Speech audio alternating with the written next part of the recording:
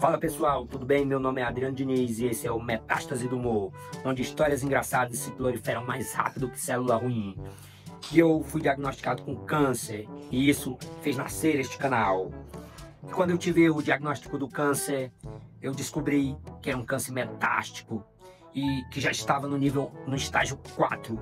E aí eu fui ao pai dos burros procurar saber quanto eram os estágios. Eu pensei, se eu tô no 4, deve ser uns 16, uns 20. E aí, quando dei o Enter, saiu o resultado. E eu tava no 4, e era só 4 mesmo. E eu tava ferrado. Mas isso não é problema de vocês. Nós estamos aqui para ouvir as histórias oncológicas, pré-oncológicas e pós-oncológicas dessa minha batalha contra o câncer, utilizando a comédia como ferramenta de combate contra essa doença maligna. Pois bem, continuando a nossa história, que foi iniciada no primeiro vídeo, em 2016 eu me mudei para Brasília.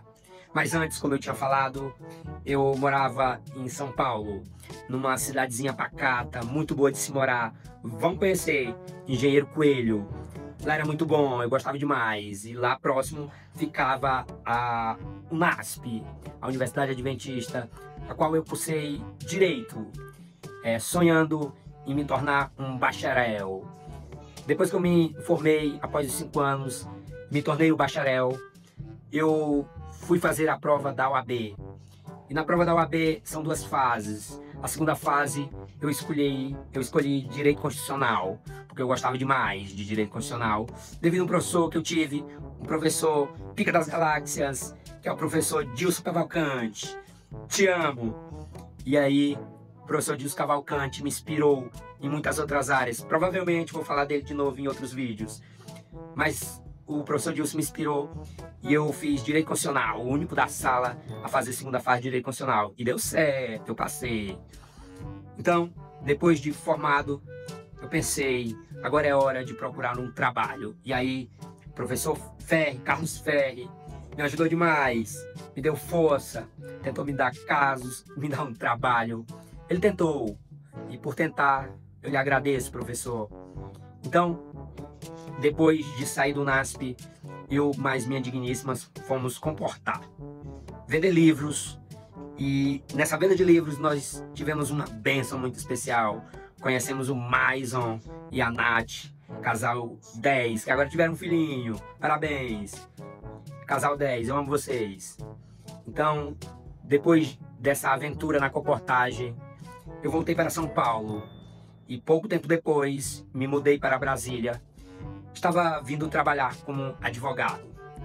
Chegando aqui, eu me dediquei bastante. Queria ganhar os meus casos e fazer um nome e ficar famoso e me dar bem na vida de advogado. E com isso, eu dediquei muito tempo ao trabalho e esqueci de cuidar da minha saúde. Não faça isso. Cuide da sua saúde, porque é ela que vai te dar condições de lutar pelo que você quer e pelo que você quer para tua família. Então, por negligenciar minha saúde, uma hora meu corpo ia cobrar. Então, passado alguns anos, estava eu no escritório, eu e o Dr. Rodrigo Frois, advogado muito top, vocês deveriam conhecer, gente boa demais. Então, eu estava no escritório junto com o Dr. Rodrigo Frois e eu estava começando a sentir uma dor no peito. Essa dor no peito aumentou. Eu deitei no sofá e o Dr. Rodrigo Frois me olhou, achando que eu estava brincando, e perguntou: "É sério mesmo, mano?" Eu disse: "É sério mesmo, Frois. É de verdade, tá doendo." Aí ele olhou pra mim e disse: "Pois eu vou te levar no hospital." Eu disse: "Não precisa não, Frois. São só gases querendo sair pelo lugar errado." Então, passados mais uns dias, o mesmo Dr. Rodrigo Frois me deu uma carona para o plano piloto, lá próximo da rodoviária do plano piloto. E aí ele me deixou próximo a uma escada, bastante íngreme, por sinal, e com muitos degraus. Acho que ele queria que eu fizesse uma atividade física, porque eu estava muito gordo, para vocês terem ideia. Quando eu casei, eu tinha 43 quilos. Quando eu saí do NASP, eu tinha 63. Em Brasília, eu cheguei a 90. Nessa época eu tava com 90. Então eu acho que ele queria que eu fizesse atividade física para melhorar minha saúde. Mas aí eu subi aquelas escadas e ao concluir o percurso, meu coração acelerou. Acelerou de um jeito que eu senti medo. Medo de dar um piripaque em frente ao Conjunto Nacional. Mas eu não dei não. Aí eu cheguei em casa. Quando eu cheguei em casa, me deparei com 2 galões na garagem. E eu teria que subir aqueles 2 galões pela escada, porque no prédio que eu moro não tem elevador. Então eu subi o primeiro. Quando eu cheguei dentro de casa, o coração novamente acelerou. Eu olhei para a Cláudia e disse: Cláudia, o coração quer pifar. Ela disse: tu deveria era procurar um médico, mulher sábia. E aí eu disse: eu vou deitar, porque eu tinha hábitos de dormir muito tarde. Mas nesse dia eu dormi cedo, com medo de morrer. No dia seguinte, eu peguei meus documentos e fui ao hospital. Fui a um clínico geral. Ele me examinou e ao me examinar, me passou diversos exames, uma pilha de exames. E entre esses exames, tinha um que eu nunca tinha feito. Qual era? Tomografia. Então, eu ia fazer uma tomografia do abdômen. E detalhe, algum tempo antes eu tinha feito um teste de biopedância. Faço o teste de biopedância, mas prepare seu psicológico também, pois os resultados podem ser assustadores. Seu psicológico precisa estar preparado. Então, eu fiz o teste de biopedância e na época eu tinha 37 anos. E aí, aquele teste identificou que biologicamente eu estava com 57 anos. O meu corpo estava envelhecido. E se eu estava com 57, então só faltavam 8 anos para a minha aposentadoria.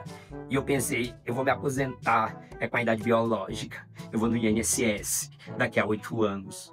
Ou até antes, né? A depender dos meus hábitos. Então, com esse resultado, eu já estava preocupado. E aí, ouvir falar em fazer tomografia me deixou preocupado também. E aí, eu fiz esse exame de tomografia e os outros exames. E tudo deu positivo. Aí eu pensei: rapaz, aquela biopedância estava errada. Meu corpo está zerado. Engano meu, porque depois me deram o resultado do laudo da tomografia. E uma mulher, uma técnica muito 10, a Cláudia. Cláudia, eu sei onde você trabalha e se eu passar por essa vivo, eu vou te dar um abraço. Porque foi você que começou tudo isso, o meu salvamento. Então, a Cláudia identificou que eu estava com água no pulmão e mandou eu procurar uma pneumologista. Eu disse: tá bom, eu vou lá falar com ela. Ela disse: pois aí você vai bem ali no caixa e pagar mais uma consulta. E eu fui, tirando o resto do dinheiro no bolso e dando para aquela mulher. Comecei a esperar. Quando abriu a porta, a doutora, eu pensei: a mãe de Matusalém. Rapaz, aquela mulher tinha no mínimo entre 100 e 120 anos, era uma anciã. Eu disse: essa senhora aí não vai dar conta não. Aí, essa daí já tá no formol. Aí na hora eu entrei dentro do consultório, pensa numa médica top. Essa médica, ela me examinou de tal forma que ela conseguiu, já sem os exames, dizer o que poderia ser. Ela disse pra mim: Adriano, pode ser tuberculose pleural ou câncer, mas precisa fazer o exame. E lá vai eu fazer outra tomografia. Nunca tinha feito uma, tava fazendo a segunda.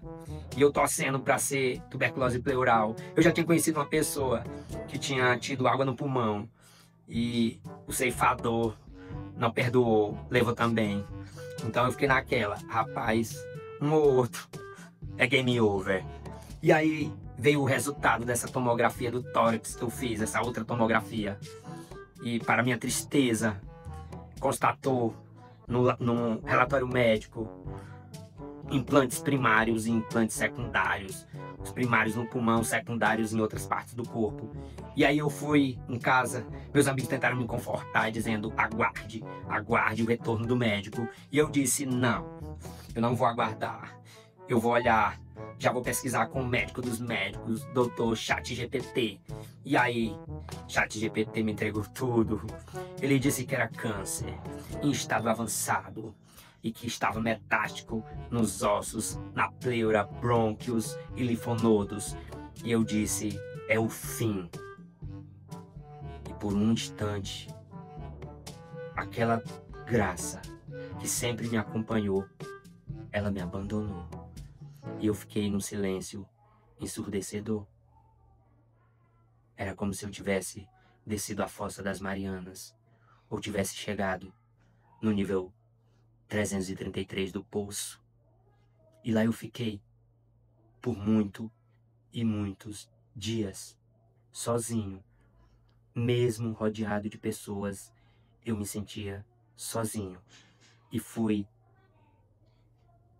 apresentado pela primeira vez, face a face, com o verdadeiro ceifador de almas, que é o tempo. Para mim, começou um tic-tac, tic-tac, tic-tac. Algo deveria ser feito.